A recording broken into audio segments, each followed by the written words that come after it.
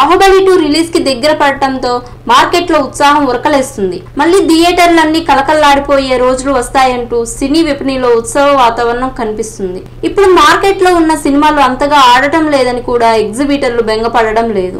మరో 3 వారాల్లో ఇక క్యాష్ లెక్కలేసుకోవడం తప్ప మరో పని ఉండదని సంబరంగా ఉన్నారు. ఈ సమ్మర్ని ఫ్యాన్స్ ఎంజాయ్ చేయడానికి ఎంత ఎదురు చూస్తున్నారో అలాగే ఎగ్జిబిటర్లు కూడా క్యాష్ చేసుకోవడానికి అంతలా ఎదురు చూస్తున్నారు. బాహుబలి 2 చిత్రానికి థియేటర్ల దగ్గర జాతర వాతావరణం ఖాయమని ప్రత్యక్షించి చెప్పనక్కర్లేదు. బాహుబలి సాధించిన రికార్డుల సమీపంలోకి కూడా ఇంతవరకు ఏ సినిమా వెళ్ళలేదు. ఇప్పుడు బాహుబలి 2తో ఆ మొదటి సినిమా రికార్డులన్నీ పటపంచలవుతాయని అంచనా వేస్తున్నారు.